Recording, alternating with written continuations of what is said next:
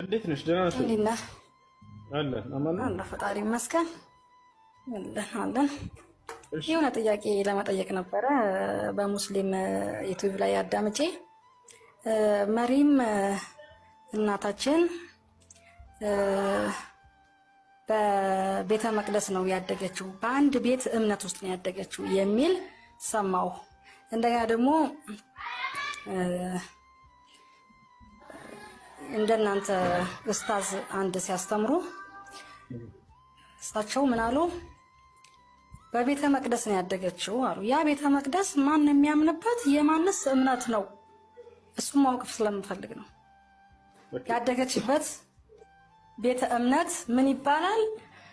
የማንስ እምነት ነው? እሺ፣ በአማርኛ ቤተ መቅደስ ትባላችሁ፣ በይተል መቅደስ ይባላል። በይተል የት ይገኛል ከተባለ ቤተልሔም ኢየሩሳሌም ላይ የሚገኘው ነብያቶች የእስራኤል ነብያቶች ሁሉ አምላክ እዚያ እንዲሰግዱ አዟቸው ነበር። ገብቶሻል? ከያዕቆብ ጀምሮ እስከ መሲሁ ድረስ የእስራኤላውያን ነብያቶች በይተል መቅደስ እንዲሰግዱ ታዘዋል። ማርያም የዚያ የቤተል መቅደስ አገልጋይ እንድትሆን እናቷ ሐና ተስላት ወልዳት ነው። ገብቶሻል አይደለ? የዚያ አገልጋይ ነበረች። በዘከርያስ ስር አድጋለች። ዘከርያስ ነው ያሳደጋት። አላህ በቁርአን ላይ ወከፈለሃ ዘከርያ ይላል። ዘከርያም አሳደጋት ይላል። ምክንያቱም ማርያም አባቷ ሙቶባት ነበር። እናቷ ወልዳት ያለ አባት ቀርታ ነበረ።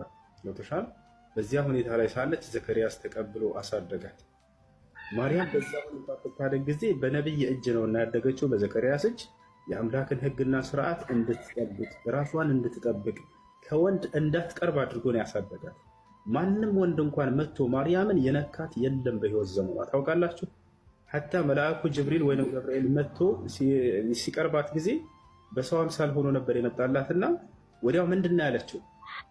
ቃለት ኢኒ አዑዙ ቢረሕማን ሚንከ ኢን ኩንተ ተቅያ፣ ጌታህን አላህን የምትፈራ ከሆንክ እንዳትቀርበኝ እኔ በአምላኬ በአላህ እጠበቃለሁ ነው ያለችው። ተመልከቱ፣ ውበቷ አልማረካትም። መላእክቶች ወደ ሰው ሲመጡ በሰው ሲገለጡ በጣም ውብ ሆነው ነው የሚመጡት።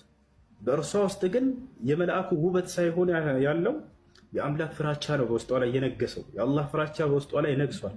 ይሄ ሰው ውበቱ ሲያምር አላለችም። ወዲያው ፈጣሪዋን ነው ያስታወሰችው። ትሻል አይደል? እና መርየም በዚህ ሁኔታ ነው ያደገችው።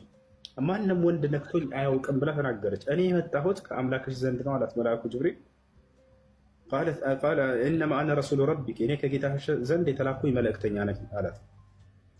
ሊአሀበ ለኪ ጉላመን ዘኪያ፣ ንጹህ የሆነ ልጅ እንድትወልጂ ተልኬ ነው እንድሰጥሽ ተልኬ ነው አለ። ንጹህ ልጅ ተብሎ መሲሁ ተጠርቷል። ንጹህ ልጅ ነው መሲሁ፣ በፍጹም ቆሻሻ ልጅ አይደለም። ማንኛውም ሕፃን ልጅ በሚወለድ ጊዜ ከኃጢአት ንጹህ እንደሆነ ይገለጣል። መሲሁም ከነዚያ መካከል ነውና ከኃጢአት ንጹህ ነው። የአዳም ኃጢአት አለበት አይባልም። ሕፃን ልጅ ምንም ባልሰራው ነገር አይጠየቅባትም። ከዚያ በኋላ እኔ ወንድ ያልነካኝ ስሆን ብላ ገለጸች። ቃለት አና የኩኑ ሊ ጉላም፣ ለእኔ እንዴት ልጅ ሊኖረኝ ይችላል ብላ ገብርኤልን እዛው ጅብሪልን ጠየቀችው። ማርያም ወለም የምሰስኒ በሸሩን፣ ወንድ ያልነካኝ ስሆን አለች። ወለም አኩ በግያ፣ አመንዝሬም አላቅምም አለች።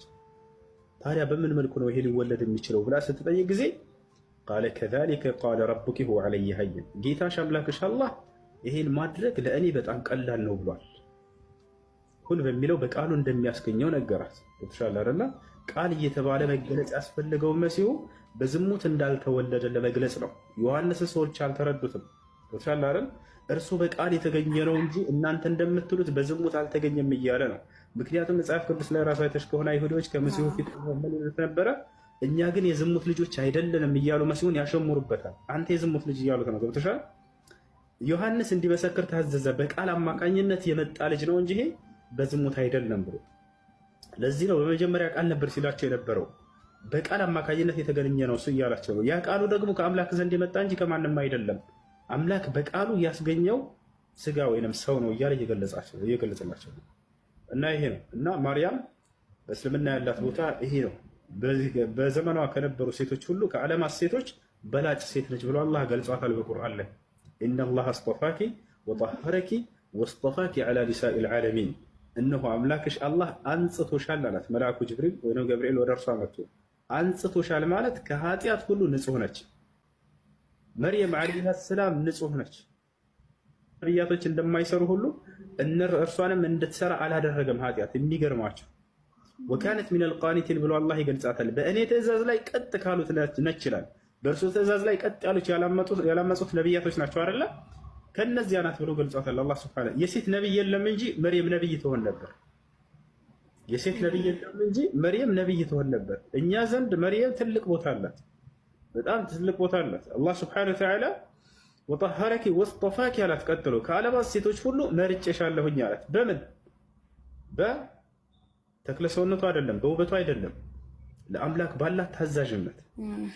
ለአምላክ በጣም ለአላህ ታዛዥ ነበረች። ሁሌ ቀንም ሌትም አላህን ነበር የምትገዛው። ወስጠፋኪ ከማን ዐላ ኒሳኢል ዓለሚን፣ ከዓለማት ሴቶች ሁሉ በጽድቅ ተመርጠሻል ተባለች። ማንም መርሷን የሚስተካከላት ሴት የለም በዘመኑ።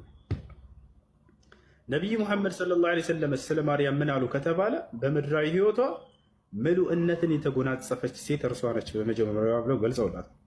ሐዲስ ላይ ምን አሉ ነቢዩ ሙሐመድ ሰለላሁ ዐለይሂ ወሰለም አፍደል ኒሳእ ያኒ ከሙለ ሚነ ሪጃሊ ከሲር ወለም የክሙል ሚነ ኒሳኢ ኢላ አርበዐ ወሁም መርየም ወአስያ ወፋጢማ ወኸዲጃ አሉ።